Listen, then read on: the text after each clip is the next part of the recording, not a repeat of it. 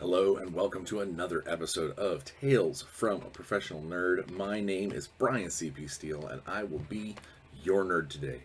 And every other day that you choose to watch my silly little show. So it's been a good week. It's been a great week. A solid week.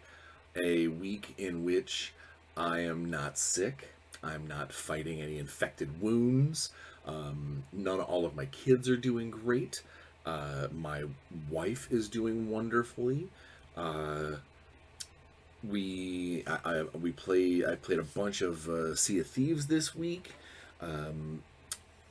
Played a little bit of the Waking Realms game, which is the D&D game that the homebrew D&D game that I am the dancing cat monk, and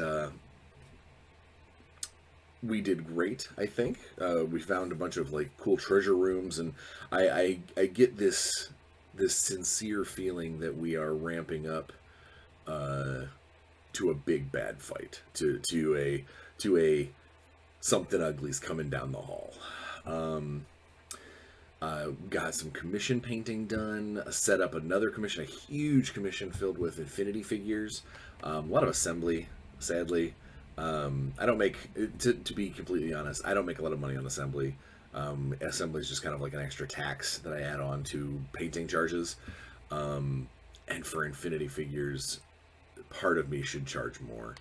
I love their models. Their models are gorgeous, and they are very well tooled together. A lot of times, the shoulders or the head or whatever will be like not ball and socket, but like keyed weird trapezoid to weird trapezoidal hole. I mean, like, so there's just a lot of little snipping and a lot of clipping and a lot of filing, and there's just a lot that goes into taking care of metal models. And I signed a giant commission of assembling and painting a bunch of them. So I got a whole bunch assembled, and we're doing the first wave of the painting. Very, very, very excited as far as to get that taken care of. Let's see what else. Game wise, been playing a lot of Magic with my son. I think he's starting to realize that I've been doing this a long time. We've had a couple of games recently, a couple of matches where his response is, that deck is Garbo. Actually, his new thing is that deck is potatoes, which I don't know if that'll ever catch on, but apparently, especially for someone who's currently going low carb, who has also lost 12 pounds, I might add. I'm gonna keep you. I'm gonna let you guys keep me honest. So someone who for announcing this, like, we're sitting there playing our game, and in the middle, I had a really nasty combination in my hand. I don't remember what it was, but it was ugly. The kind of thing that deletes everything on the board and then does like 15 damage. And he looks at me and goes, "Ugh, don't ever play with that deck again. That deck is potatoes." And I just started laughing because, not to be mean, like bully laughing, like I beat you, but laughing at the term potatoes being used negatively as a downstrike to something. Man, that thing is potatoes. And I kind of want to use it. I mean, like, it's such a great kid friendly put down. You know, it's such a good kid friendly snark. It's not cursing. It's not even like curse adjacent where you know what they want to say. It's just potatoes, and it cracked me up. But we've been playing a lot, and I think he's starting to realize that his dad has played Magic a long time, and so combine that with game design brain, and there's a lot of combos that pop up into my decks that he doesn't see, and then hopefully learns from, because that's the whole point of this. It's not just to beat your child with a deck of cards, which that's a weird thing to say. Beat your child at cards using your deck. There you go. That's better and way less felonious. Um, but I think he's starting to figure out some combos on his own. He was upstairs. He was upstairs in his room the other day. I called him down, and I was like, "Hey, what you up to? What you doing?" And he goes, "I'm making a new deck. It's black and white." And I'm like, all right, cool. He's starting to come up with ideas, and more than anything, I've said this before in episodes before, that gaming, besides being an amazing escape and an awesome hobby and just a way to shut out the tragedies of the everyday world, is an excellent way to teach certain aspects without teaching certain aspects. It's great for problem solving. It's great for math in certain instances. Basic math. I'm obviously not that crazy stuff with all the letters, but it's you get some pretty some higher science concepts depending on the game. I know that Connor has made reference to how the land features would work based on a map in D&D, where he's looked at something and said, well, this has to be higher ground because rivers don't run up. These are the things that I say. Gaming is more than just having fun and rules. There's so much more to it than that. But I digress. So yeah, I've just done a bunch of gaming. We got a brand new card game in the mail yesterday from T-Turtle. Not a sponsor, but I would love it if they were. Anybody who knows T-Turtle, send them me and be like, hey, he wants to review your stuff. I love you guys. What was I saying? Oh, I got a new game from them called Wrong Party, which we have not played yet. We're gonna play this upcoming weekend, which is my anniversary. I will have been married to my wife Natalie for 5 years this weekend.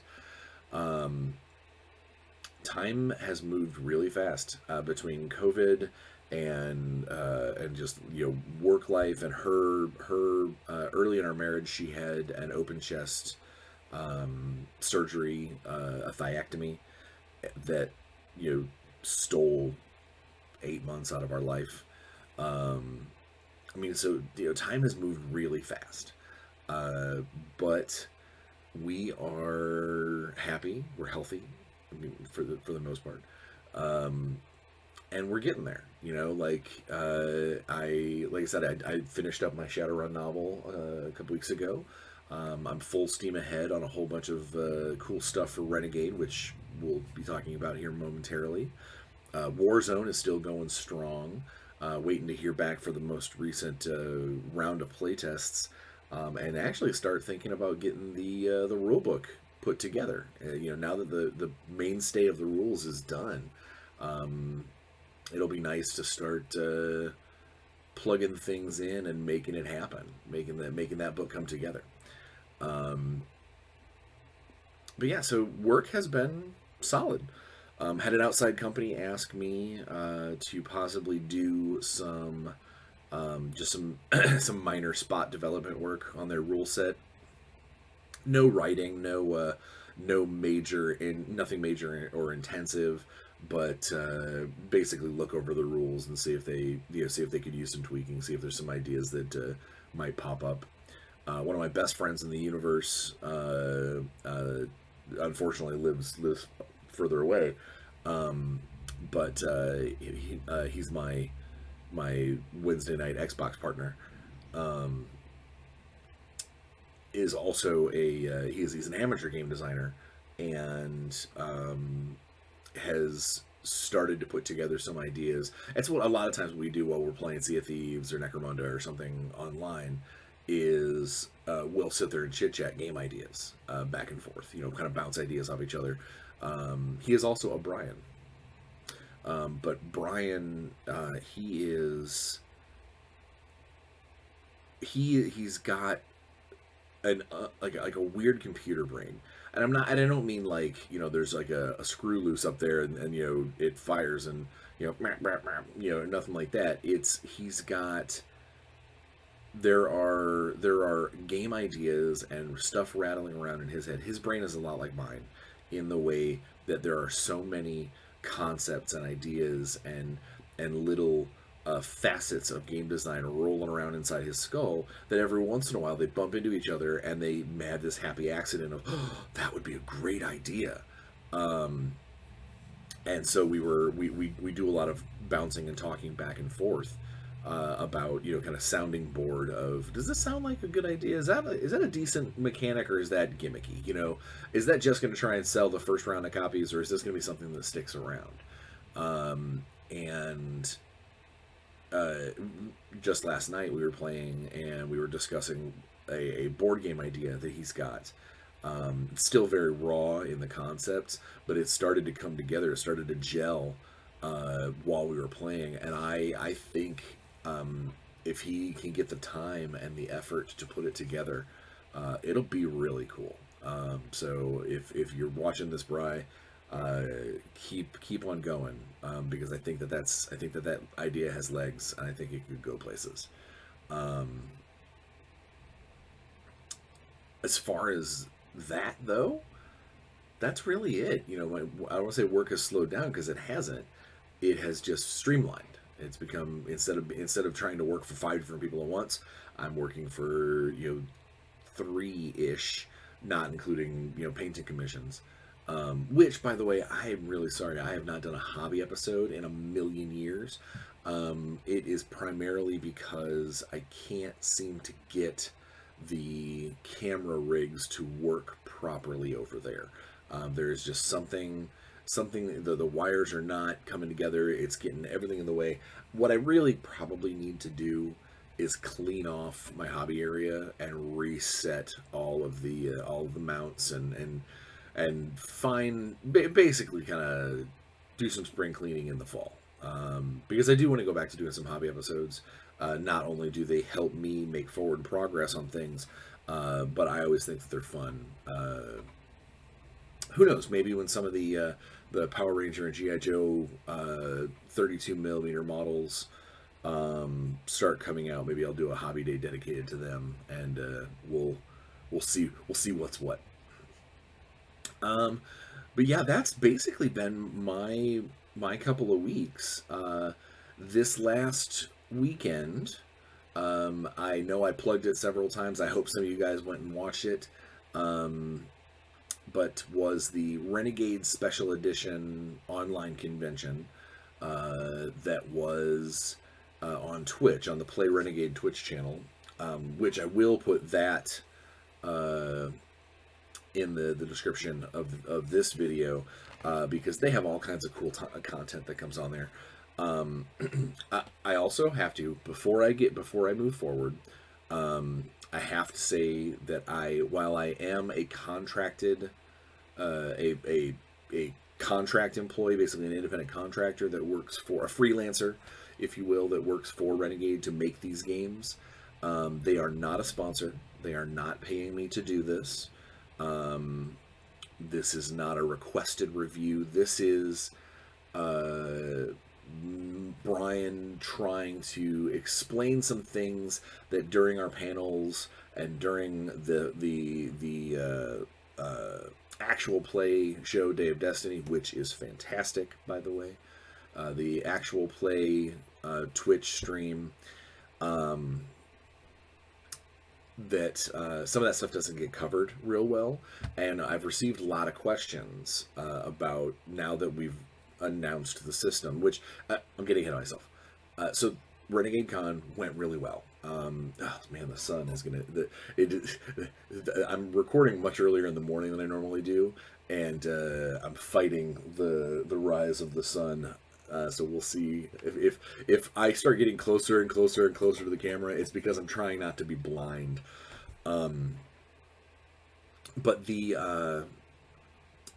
so Renegade Con covered all kinds of stuff. It definitely covered like the new deck building games, covered Vampire Rivals, which I still need to play. I was a gigantic consumed nerd when it came to Jihad and Vampire: The Eternal Struggle, the original vampire card games. So I need to get into Rivals. I've heard really good things. I like the new setting, the direction that Vampire 5 is going. So I just haven't gotten around to it. And part of that is because most of my Jihad and Vampire: The Eternal Struggle friends have either moved away or we're no longer in contact. So it's kind of hard for me to call up my old crew and go, hey, let's try this new game. Say, Libby. I don't want to get depressed about talking about old friends. Let's move forward. No, so it talked about the new deck building games. It talked about the fact that Alice is Missing, the silent role playing game, is up for a bunch of Ennies, which good on you guys. Good for Spencer. Good for Ivan. Again, Renegade produced, but I think it'll win some. It's very, very, very innovative. It is very, very like unique in style and execution. While I do not believe that it is a traditional role-playing game in the way that like you can have multiple sessions and run a campaign, it is a fantastic one-shot idea. Like, playing the game and experiencing it is really cool. I'm going to get a little closer because the sun is starting to bake my face. So I think that it's going to pick up a couple of awards. I don't know if it will do a full sweep of everything it was nominated for, but it will definitely pick up some. So yeah, one of the primary reason why I was into Renegade Con and why I was trying to push it was because we announced officially, technically it got announced like the day before, which I'm sure probably had to make Sarah in marketing insane, because someone basically launched the article before Renegade launched the con, which told people everything. So it wasn't me.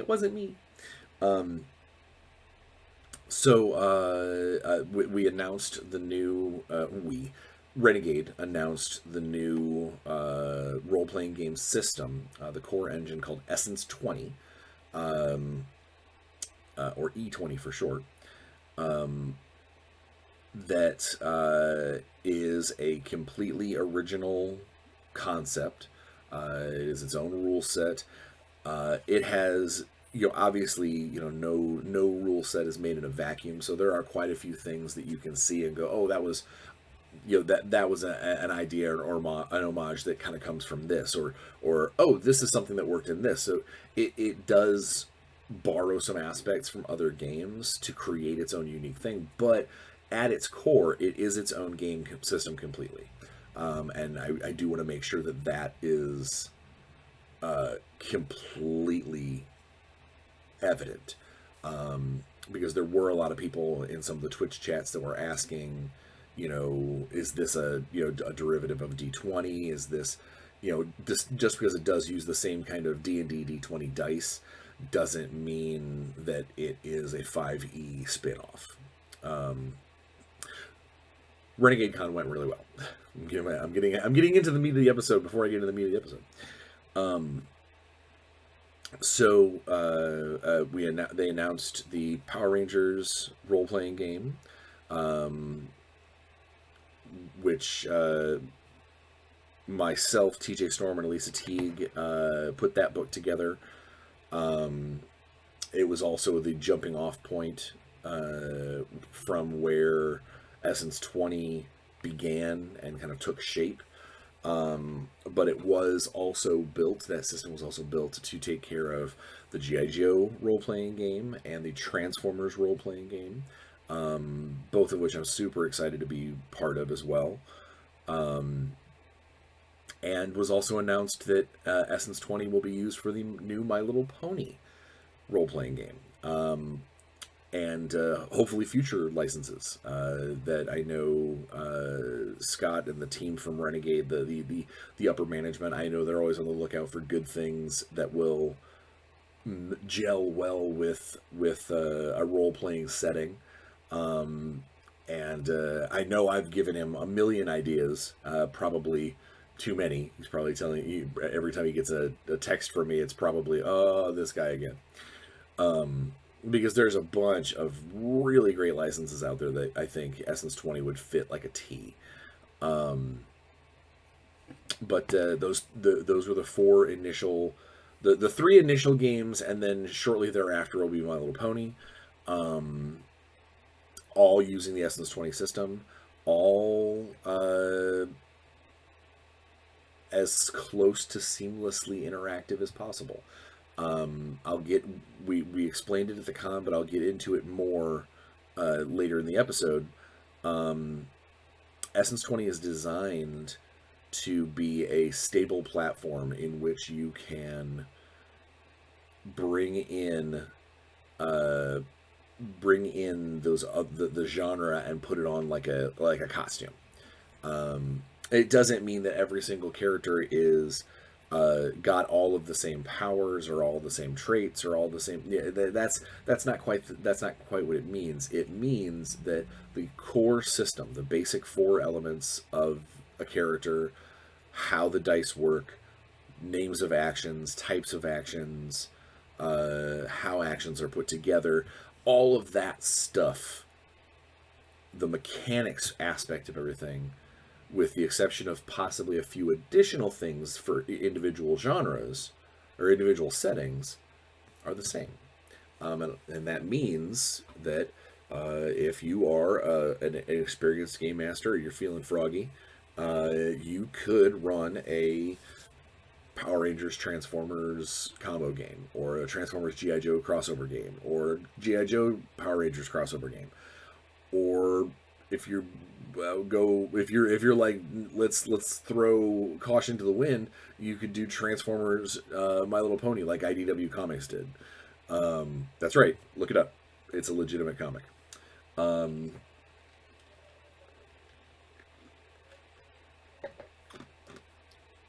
It is. We announced all the products. We announced there's a bunch of dice sets. There's GM screens. There's adventures. It's a lot of really cool stuff. There is one really cool product that we announced. A lot of this stuff is on pre-order already at Renegade Games at their online shop. You can pre-order it. I don't know the specifics on the pre-order, but if you go to Renegade Games, I'm sure you can follow the links and get there. If you follow the links to find me, you probably follow the links to find some cool pre-order stuff. There is one product that came out that got announced at the Renegade Con that I did not know was coming. And when I saw it, I was like, what? Is the deluxe collector's set for the Power Rangers role-playing game. The reason why it's deluxe and crazy and collectors is that it is 6 copies of the core rulebook, each one with a different deluxe cover colored as one of the Rangers, one of the primary Mighty Morphin Ranger colors from the Mighty Morphin team, with like a gold embossed helmet and coin symbol on the cover itself, and it all comes in this really cool slipcase. There's this really cool like kind of slipcase cover that goes in on your bookshelf. It's really cool. The idea being that a gaming group that is like, we're gonna play Power Rangers, will take this set, this six book set, split it up amongst themselves, and it will be one copy. You'll get the color copy of the teammate that you choose to play, or something along those lines, and the game master gets their own copy. And so yeah, it's super expensive, but it is really cool. And I think if there were enough gaming groups out there that were like, yeah, we're gonna do this, rather than buying the regular book, buy the collector's set, and then you've got, even if you guys split it up and never put it on the shelf at one place or anything like that, you still got a cool version, a cool collector's version of the main book. Or hell, if you've got the extra money, pre-order the deluxe set, keep the copy, the color sleeve copy that you want, and sell the others to people who are in, similar situations. So I just want the red copy, that kind of thing. But yeah, so we did a panel explaining the kind of basic ideas behind Essence20, but it was only an hour long, and we managed to touch on a few things, but there were so many questions in the Twitch chat that we couldn't keep up, and so I went through and surfed them and realized that, you know what, now that the cat is out of the bag, and as long as I don't overstep my bounds as a contracted employee, I can at least kind of review the basics of Essence20 and let you guys know how cool this system is and how it works without being in such a huge time crunch that a lot of those online, this isn't online, but a lot of those online timed lives and things like that, they can't get into the nuts and bolts of it, because if they take 10 minutes out of their playtime to explain this, that's 10 minutes that they couldn't have been telling you the basics of other things. So I get it, and that's why I'm doing this today, is I want to share with you guys a little bit of how Essence20 works and why it is as cool of a system as it is, and why I think, while no one will ever dethrone D&D, that will never happen. I'm saying that now. I'm not some kind of soothsayer or a doom speaker when it comes to other games. What I'm saying is Dungeons & Dragons is the benchmark of role-playing games. Pathfinder, back in the heyday, came close, but everybody also knew that they were just playing an altered version of D&D. Spin-off systems generally, like if they're, or not even spin-off systems, independent systems or different systems, the storytelling system from White Wolf, Palladium's Rifts system, GURPS, they make their own way in the industry, and they carve out their niche, and they make their own little role-playing kingdom as a system. But that's not at the expense of D&D. It's not at the expense of the Dungeons and Dragons system of the moment. And I'm not saying that Essence20 has a shot at that. That's silly. I'm being realistic. It's not me downplaying how cool Essence20 is by any stretch of the imagination. That's me basically saying D&D is a different animal. And some of the people who have said in the past, our system's gonna, give them a run for their money, they're still ridiculously successful, profitable, and the mainstay in role-playing across the world. So keep that in mind. All right, so let me take a sip of my stuff.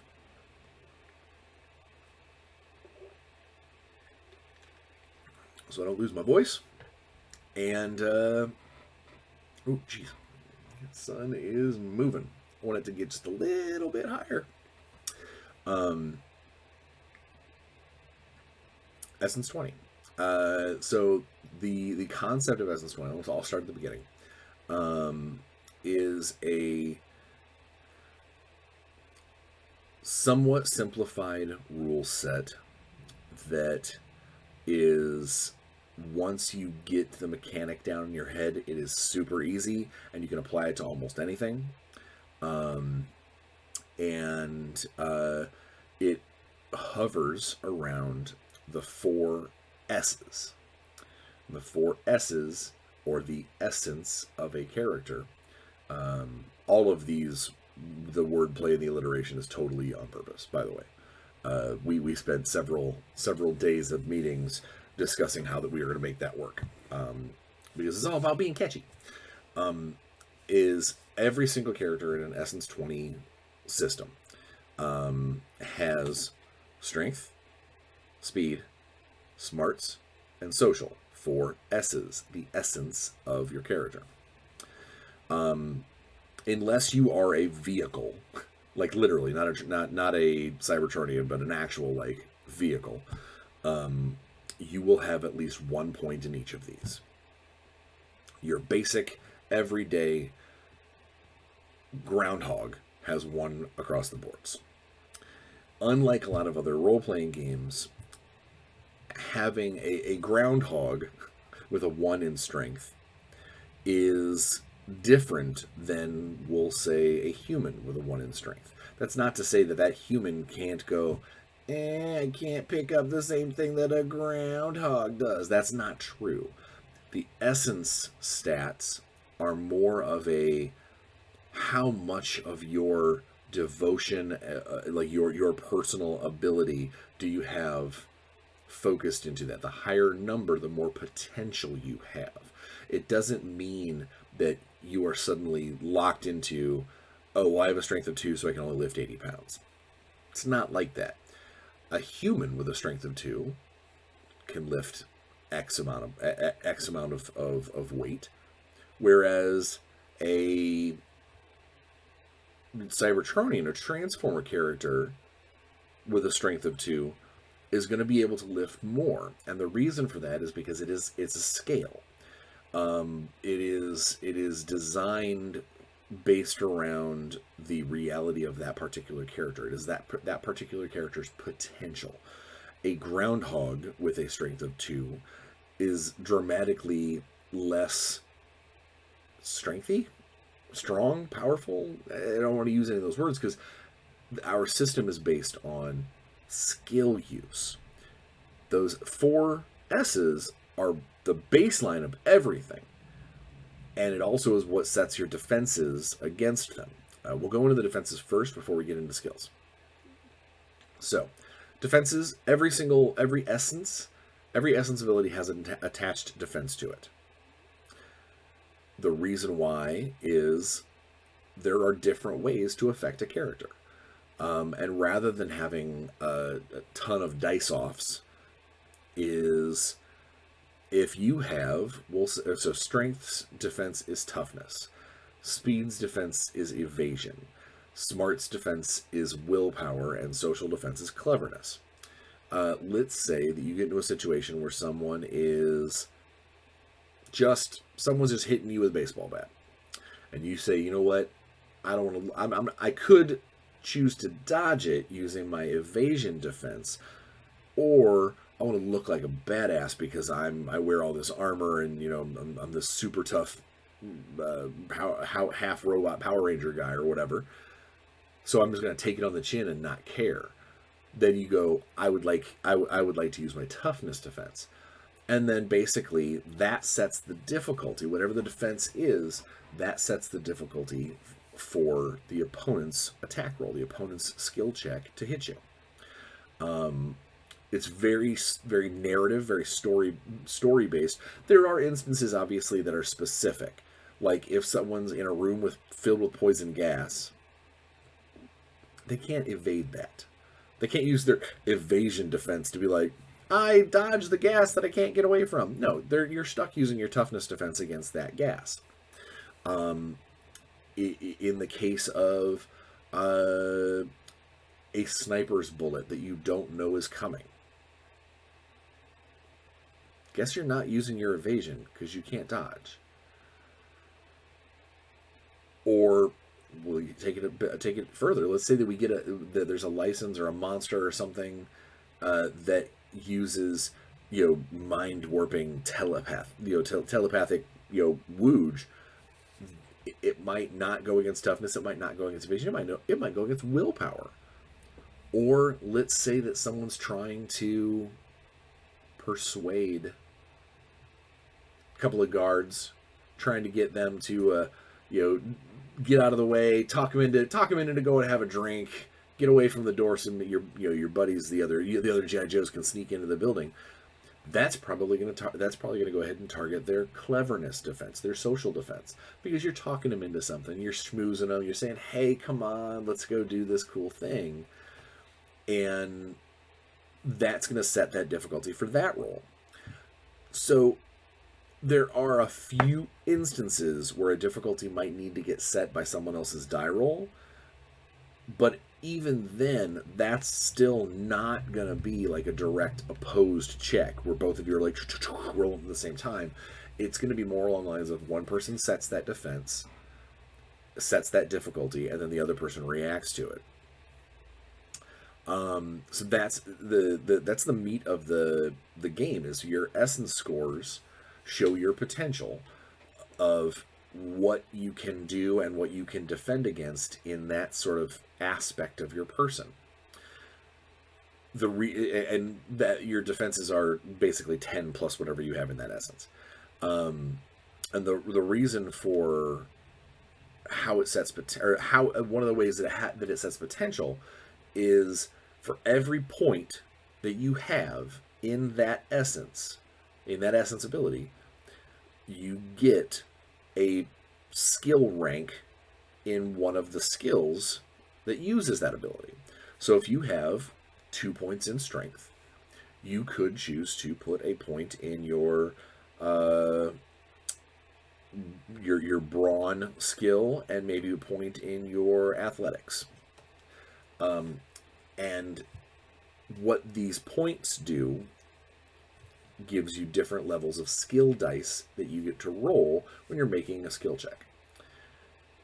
So unless something is weird because of a special perk or a special thing based off of your roll, or unless there's a unique specific instance, you will always know how many skill ranks a character should have, because you basically just look at their essence scores, and if they've got like a 3, 3, 2, 4,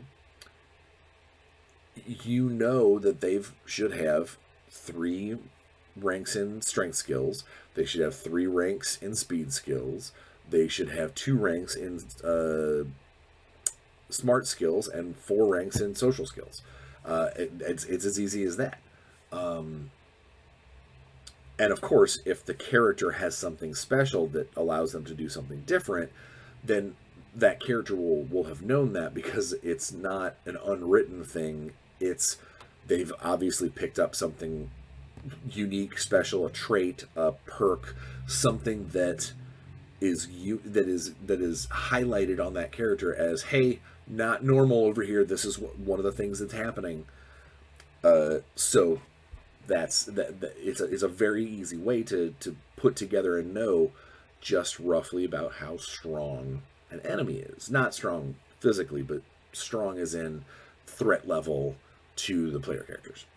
Or whether or not a player character might have accidentally added a point twice, or got a point in one of their essence scores and forgot to add a skill. You should just be able to look down and go, okay, math is all there, everything's great.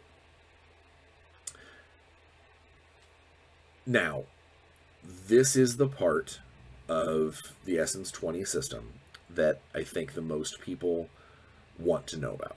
And this is the actually how to do things. I know that sounds stupid, but more often than not, what you are going to do is going to require a skill test. I gotta itch my nose. I'm also going to take a drink because my throat hurts.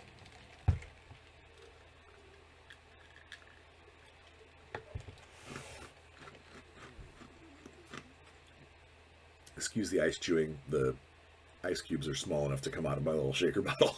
And I don't feel like just drinking them. Or spitting them out, which would be even worse. I'd be like, hey, excuse me. So, almost everything that you're going to need to do, unless it is just a gimme action.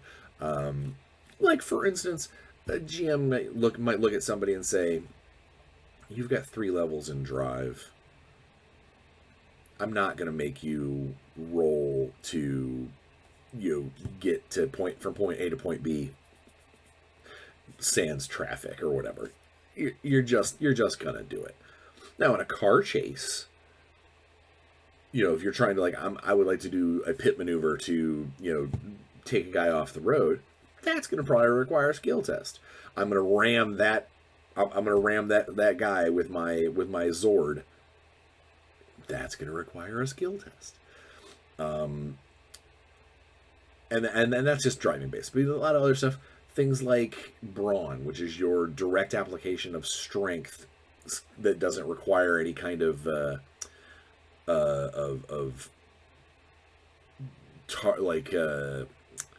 doesn't require any semblance of aim or anything. It's just getting your hands on something and applying strength. That's your brawn skill. And your brawn skill is not only used for things like pushing open doors, shoving an object, but it also sets how much general weight your character can just kind of move around without needing to crank up a big skill test. Let's say that you decide, like your skill says I can move about 300 pounds with ease, and the GM goes, yeah, but this rock is like 400 pounds.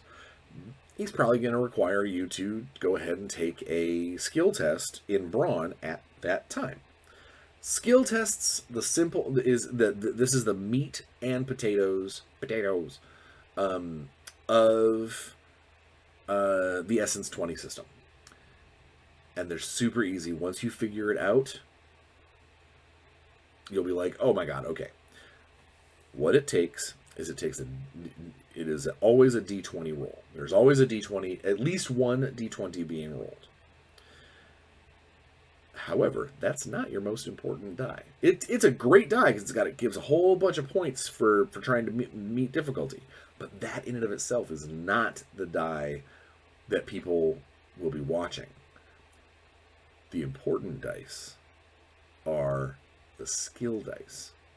And so there is a skill dice ladder that you get based off of your skill ranks. If you have one rank in a skill, you have a D2. So when you make a skill test, you are rolling a D20 plus a D2. Easy as that. You roll 20, it comes up a 9. You roll a D2, comes up a 2. You have an 11. Does an 11 beat the difficulty? Or meet or beat the difficulty? No? Well, then you failed. Yes? Well, then you succeed. Ta-da! There you go. If you ever get a 1 on your D20 and the test fails, that's important because let's say that it's an easy task. It's like a DC 8 or DC, right? A difficulty 8. If it's a difficulty 8 and you roll a 1 on the D20, but you've got a high enough skill rank, like the die that you roll is high enough that you could get a 7. If you get a 7 and you add that 1, you've met the difficulty. You've succeeded in the task. If you've succeeded, even if you roll a 1, then you're good. It's a success. Good job. You were skilled enough to make up for the sway on the D20. However, if you only rolled a 5 and the 1 on the D20, so it failed that difficulty, now it's a critical failure. And a critical failure, more often than not, is going to be a minor slip-up. Unless you're doing something drastic, it's probably going to be a story-based slip-up. The GM can use that to, add some tension to the story. You're trying to hotwire a car and suddenly the engine starts to smoke.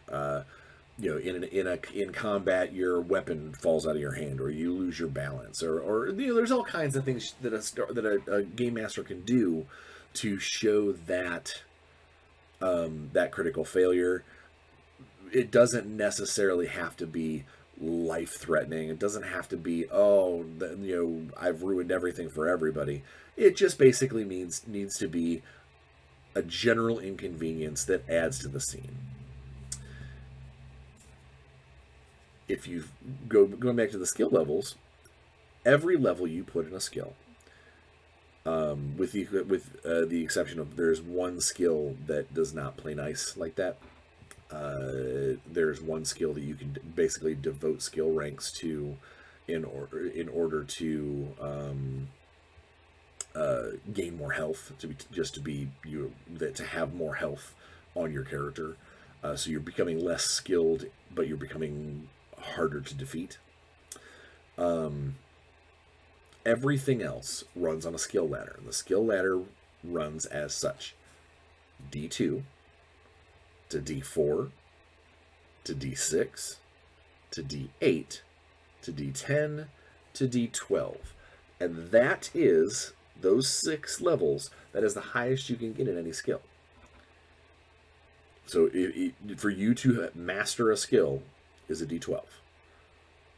And now a lot of people are like, man, that's a pretty big swing. That means you have a possibility on a skill check of getting anywhere from 2 to 32, and that's true. That's a very big swing. Most difficulties, on average, give or take, are going to be about, for a normal level, like a adequately difficult task, something that you expect the characters can probably get through without beating their head against a wall for an hour, is going to be around like 12 or 13. So bad dice could still ruin your day. You could roll low on both dice and be like, well, despite being as skilled as I can be, there are perks, which are things you gain as you gain levels. There are perks that you can get that might allow you to re-roll a 1 or a 2 on your skill dice. You can always spend a resource known as a story point to manipulate your dice systems and manipulate the story, hence story points. Certain licenses, certain settings have additional resources that you can spend to adjust your die rolls or adjust your skill levels. But one of the things that the system has across the board is dice shifting. And dice shifting is basically a way to show the ease or difficulty of a task based on outside effects. So I mentioned that one skill rank is a D2. So let's say you've got one skill rank in computers. And so when you go to make a computer test, it's D20 plus D2. This particular computer is designed to have a helpful AI buddy pop up. That little paper clip in Word from way back when. It shows up and goes, hey, I can give you a hand. Are you trying to hack the system? Which would be hilarious.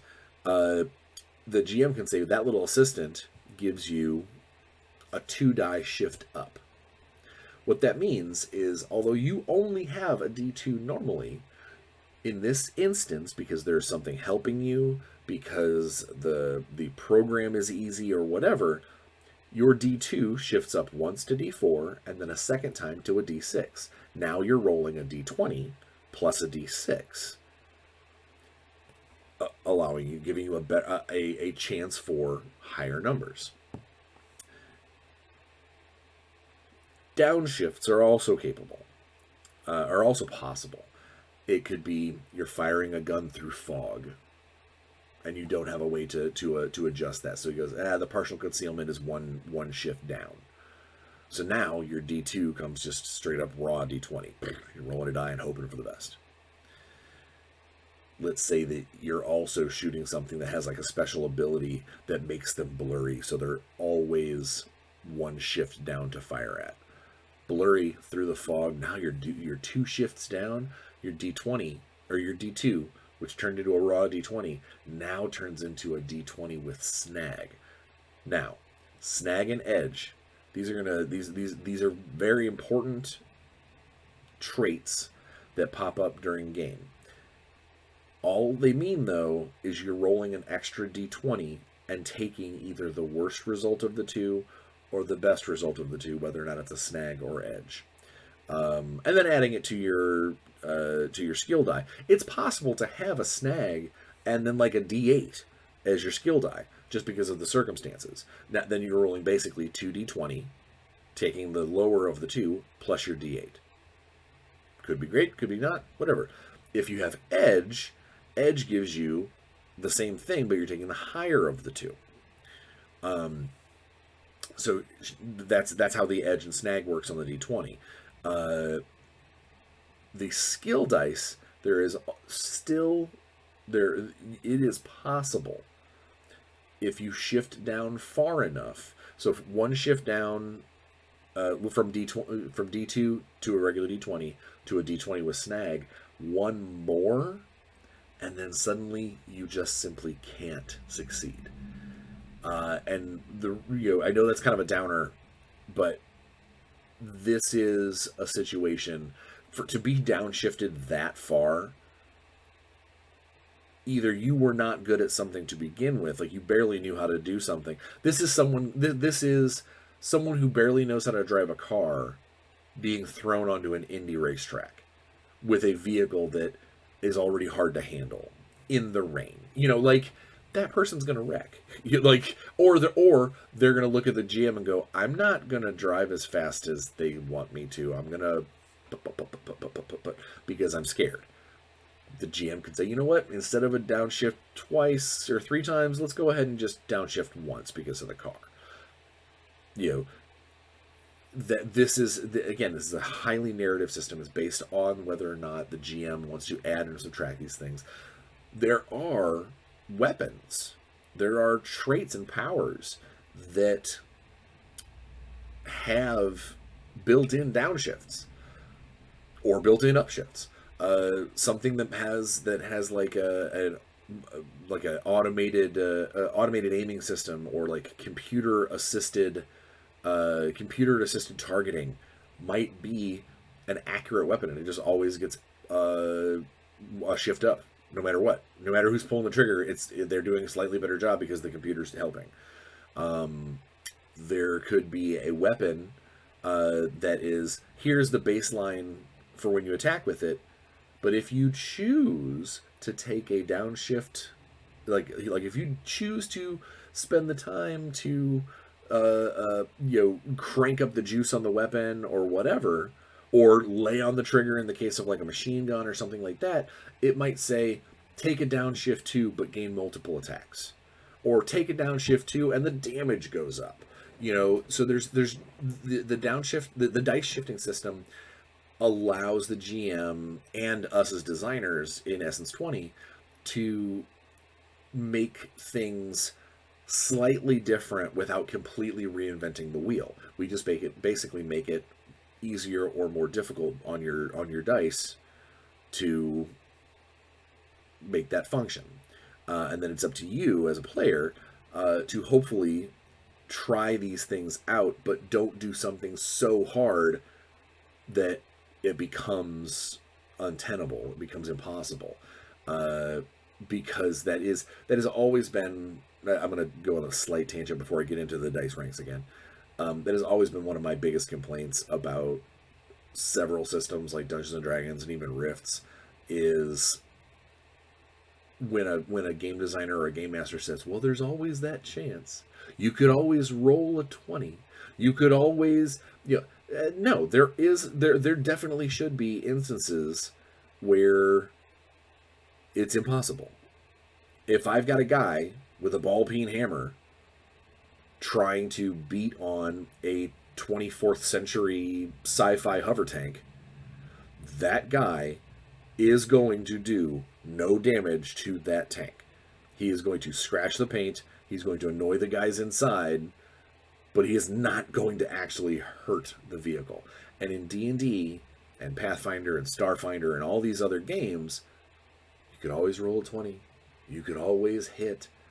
And in some of those games that I just named, that's also a crit. So it's like, not only did you circumvent reality of the ball peen hammer being able to hurt the hover tank, but it's going to hurt it more because you lucked out? Nah, no way. So it's, while it is rare that you will automatically fail at something, it is possible. And that is something that I was very, during the design process, I was very open about. Is, I know it's a bummer to ever get to a situation where you auto fail, but there's so many other ways to get around that. Focus your skills to make sure that you are covering more bases. Don't be the guy who dumps every single skill rank into one thing and then go, oh man, I have no animal handling. The Velociraptor is gonna bite me. Like, you spread your skills out a little bit if you wish, or take advice from your friends. Have a friend help you, which can give you dice shifts. Buy equipment. Make sure that you have equipment that circumvents some of your lackings. Can you not see in the dark? Get some night vision goggles. Are you not a terribly great shot? Maybe get a gun that's got a better accuracy. Maybe it doesn't have the range or the punch that something else does, but get some decent accuracy on board. That's that. You know what you're capable of. It's all sitting right there in front of you. One of the things that skill systems can do, the skill system do in Essence20, is, I know a lot of people you're probably still thinking, like, all right, so even if I have a D12, I can still roll a 2. I can roll a 1 on the D12 and a 1 in my D20, and that's going to do nothing. You are absolutely right. You are 100% right. That's terrible, and probably going to be a critical failure. Unless you choose to spend one of your... I mentioned you can have 6 ranks in something. Technically, you can have 6 ranks in something and still spend ranks on that skill. Because at any time, whether you have D2 or a D12, or anything in between, you can always spend a skill rank to specialize in a skill. And specializing in a skill means, basically, you choose a descriptor. You and your GM come together to choose a descriptor that shows not just an aptitude for that skill, but a sub-aptitude that you're even better at. Let's say, for instance, let's go to that computers guy. He gets up to about a D6 after some levels and goes, you know what? It's cool that I can do all this cool computer stuff, but I really want to be a hacker. I want to be a legitimate, like, smash through firewalls hacker. So the next time he gets a skill rank in a smarts essence column, he throws it in computers, but instead of going from a D6 to a D8, he goes, I'm going to specialize in hacking. And so on his character sheet, he writes in the little section, hacking as a specialty. So now he's got a D6 and this specialty. So now when he goes to make that roll, the next time he's in a situation where he's like, all right, hey, I'm gonna hack this door, I'm gonna hack the computer that runs the doors. So now, instead of just rolling his D6 plus D20 and taking, and add them together, he rolls his D20 and a D2 and a D4 and a D6. You roll if you're specialized in something, you roll your skill die and everything below it on the ladder. Now, you don't add all those numbers up. That could get insane. But what you do is you take the highest result of those 3 numbers. So let's say in that perfect instance, he's hacking the door. He rolls a D20, comes up a average 11. He rolls a 1 on the D2. He rolls a 3 on the D4. But rolls a 2 on the D6. He's still going to add 3 because that's his highest result of the skill dice. So now his 11 adds to 3, becomes a 14. GM says, hacking the door was only a 12. You got it. Bum, bum, bum. He hacks the door. Where this becomes extremely potent is when you get to the point where you get a couple of dice shifts in something that you're specialized. Let's say that he's got, not only is he trying to hack this computer, but he has an actual, like, he has last week's passwords. So some of them might work currently. So he's going to use those as a basis, and the GM goes, you know what, that's worth a dice shift up. So now he's doing a D8, D6, D4, D2, plus a D20, taking the highest of those numbers. You see where that gives you a much bigger swing to have a solid number to add to your D20. Now, the D20 is still obviously one of the largest the largest source of points. So you could roll a 1 on that D20 or 2 or 3 and still end up having kind of a low number, even if your skills are really high. But that's where spending points to get edge, getting someone's assistance to get edge, things like that, that could help to try and mitigate that D20. But we mentioned critical failures earlier. We have not talked about how you critically succeed. Critical successes, super important. Critical successes are, so I roll my D20, it comes up, same thing, we'll call it to an 11. But this time, when I rolled my D2, my skill dice, I rolled my D2, my D4, my D6, and we'll go ahead and throw in the D8. Let's say I get a 7 on the D8, 1 on the D2, a 3 on the D4, and a 6 on the D6. I'm still going to add the 7. It's the highest number it's the highest result on my skill dice. I'm going to add that to my 11, giving me an 18. Well enough to do the job there. However, one of my skill dice that's higher than the D2, the D2 does not qualify. One of my skill dice, D4 or higher, has come up its maximum number. The 6 came up a 6. Even though the 7 is what I took, the 6 still came up its highest number. And I succeeded in the skill test. That makes it a critical success. And critical success, similar to critical failures, will probably have, in the case of most skill tests, are probably going to come up with some kind of storyline thing. Is it maybe when he hacked the door, it spat out a ton of additional passwords.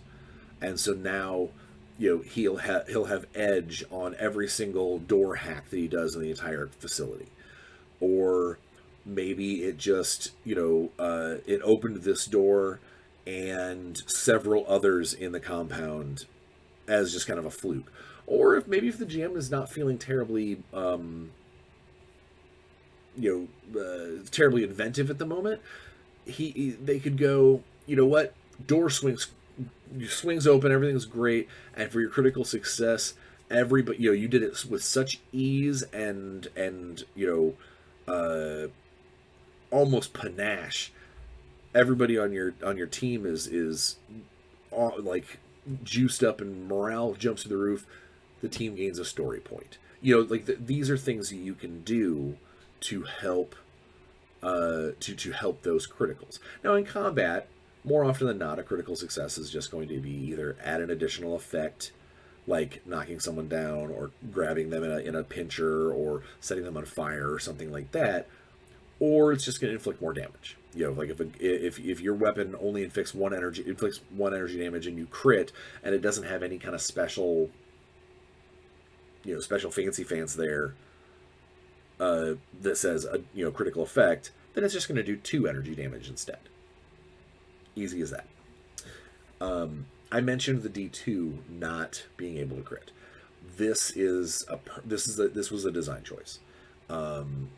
Because if you still need to succeed, obviously, and getting more dice and you're not specialized, the higher die you get, technically you have a lower chance of critically succeeding. because the max number on that skill die becomes percentage-wise harder to achieve. But it does mean that you are more likely to consistently, regularly succeed. This is one thing that D&D players are going to have a hard time with. Getting a natural 20 on your D20, it's awesome. It's 20 points. That is going to succeed at most things. But it's not a crit. The D20 is not a skill die. So you've got to keep that in mind when you're rolling those dice, that it is just the skill dice above a D2.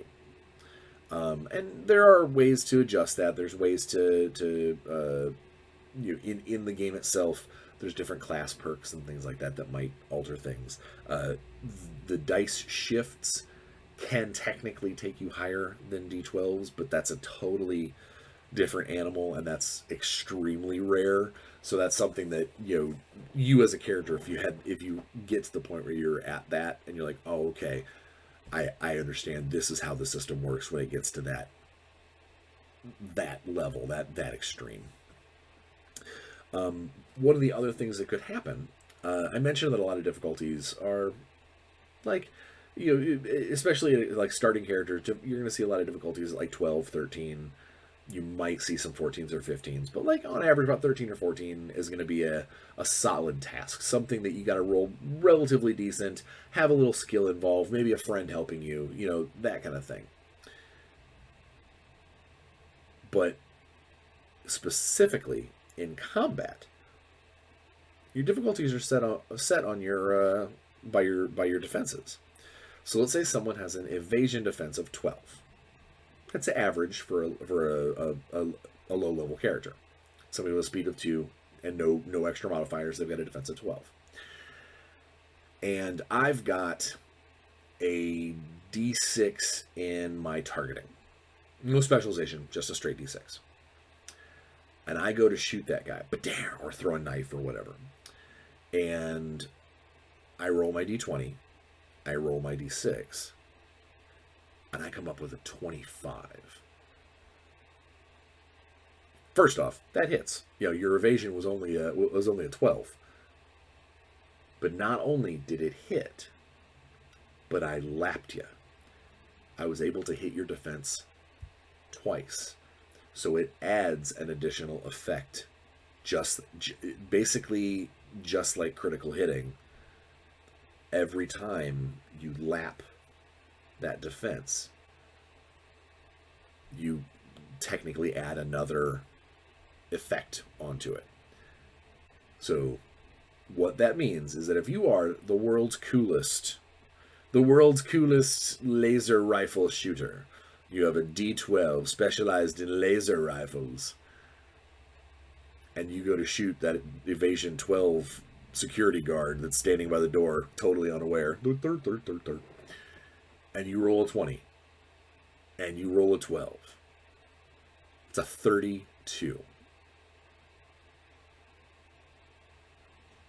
His 12, you've lapped twice, got to 24.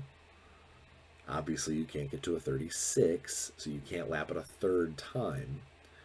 But you did roll max on one of your skill dice, so it's a crit. So you would technically, in the case of that laser rifle, let's say it does one laser damage, you just did 3 to that guard. He is probably very paced. Most low-level things have just a couple of points of health. So he's probably a smear on the wall, and the guy standing next to him is like, alarm, alarm. And, hopefully one of your other friends can take care of him before things go downhill. So that's the meat of skill tests in Essence20 is D20, whether it's got snag or edge. You're going to take the result of a D20, whether it's the best of 2, worst of 2, or just a single, plus the result of the highest result of any of your skill dice. Compare it to a difficulty number or a defense in the case of targeting a thing, and decide whether you succeed.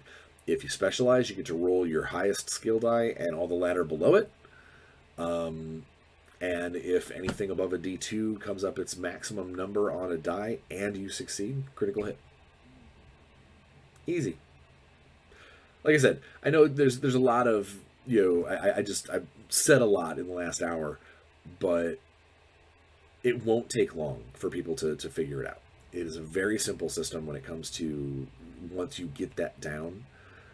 And most of the work comes from the GM of deciding, oh, well, you're shooting at something super big, so you get a dice shift up, or, this particular instance, the weather is bad, dice shift down. Someone hits you with a bad luck hex. You're wearing a hex bag from the witch in the last scene. You have a snag, whatever. A lot of that stuff's gonna be up to the GM. Also, and this will be kind of what we end the session on, or this episode on, is the skills and the concept of dice shifting and the concept of edge. The whole point of that being as fluid as it is we want players to discuss situations, think outside the box, come up with reasons why a guy, guy's trying to snipe him, and comedian's on stage, and the guy is trying to snipe him, and the player who plays the comedian goes, I would like to try and use my cleverness defense against being shot. Most people are going to go, wait, you're going to use a social defense against a bullet? That seems weird. And he goes, well, it's because I've been up here telling specific jokes. My performance has been flawless. I'm trying to get the sniper to chuckle. I'm trying to get him to maybe even just sort of, be slightly off his mark because he goes, or like lets out a small puff of, and that's enough to put him off his mark. That could be, if the GM is feeling generous and goes, that's kind of cool. That'd be a great way. And if it works, that's a great place to put a story point and be like, you made a sniper miss because you told a pun, or something along those lines, or your punchline caused the bullet to be off by 3 inches because he didn't expect to go, or whatever come up, whatever you come up with. Or the GM could go, yeah, no, he's a hardened sniping death machine and he does not care. That's completely up to them. But it's up. We want players to try and come up with reasons why they could either use other skills, to do particular tasks, or other defenses to fit into particular instances, to try and make it as sort of heroic, like in style, not necessarily morality, but like, that sort of always have the right thing at that moment because you thought about it, you came up with the idea. We want players to be more in the moment, in the story, in the narrative, than just I move, I hit, I swing, I move, I hit, I swing, or I move, I swing, I hit, or what do? I cast Eldritch Blast. Sometimes that gets really monotonous in games. The best moments are when someone goes, okay, hear me out, I want to do this. And if the GM lets them try, if they succeed, that's an epic moment. That's the thing that you remember. That's the thing that you tell your friends the next day when you're talking about, hey, in our Power Rangers game last night, I did this unbelievable thing. And they're going to go, man, that's cool. And that's going to be so much better of a story than I summoned my power axe and I hit a guy. Is it cool to do, in combat to succeed in things? Of course. I'm not downplaying. I'm not trying to say that, hack and slash games aren't their own cool level of fun. But when you can basically look at somebody and go, you know what? I don't want to use my finesse with my rapier this round. Can I use my performance and dance around the guy? Like specific, I'm trying to make him look bad. maybe the GM says, yeah, go ahead and give it a shot, and then succeeds and goes, you know what? He's so disheartened by you dancing and prancing around him, striking with the tip of your blade, that he also has a downshift on his attack this turn. He's frustrated. That's the kind of stuff that we want this system to do. We want the GM to think about, making it as narrative as possible while still keeping it within the parameters of skill tests and things. So that way it's not just I say a story, you do a story, I do a story. There's still skill tests and things involved. There's still an actual game engine. But with the dice shifts and the snag and edge system, it gives Essence20 the ability to go ahead and be far more narrative, but still keeping within the parameters of needing to roll dice and needing to hit your mark and not just describing your way to victory. It's more lines of describing your way into a cool instance that could make you victorious. And that's pretty much it. That's the mechanics, the basic mechanics behind Essence20. And that's what I wanted to cover today. Not so much because I didn't want to get into the specifics of Power Rangers or the specifics of the G.I. Joe. None of that. Because that's going to be the stuff that you learn when you pick up those books, when you watch the actual plays on Twitch, when you see more of that stuff down the road as it starts to come out. You'll learn more about the settings that you want to play. I don't want to muddy the waters by focusing on things that each setting can do. I wanted to focus on just making the system work. And that's it. There you go. You have now learned the meat and potatoes of Essence20. I hope you guys dig it. Please leave your comments in the thing. Share this video to people that might want to know more about how Essence20 works. We're, as a team, I think we knocked it out of the park with this. I'm very, very proud of the system that we've created. We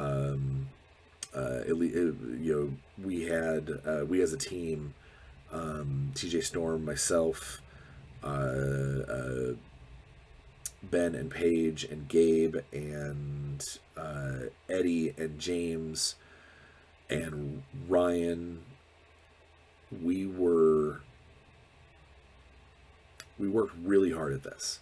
And I think not only does it fit the different settings extremely well, I'm looking forward to seeing what some of the new settings, even My Little Pony, what some of the new settings could do for this. And more than anything, I'm looking forward to seeing people at conventions playing Essence20 games. So we could not have done it without our esteemed leader, Elisa Teague, at the helm. She kept us going. She kept us on track. She kept us inspired, and it really does show in the final product, in my opinion. So I hope you will give Essence20 a chance. Go to Renegade Games, pre-order the ones that you want.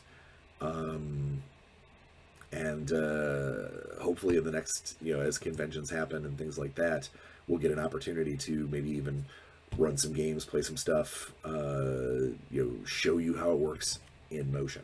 So that's my goal. For now, I guess just please be safe, especially we're getting into convention season. I know this weekend, I think, is Dragon Con.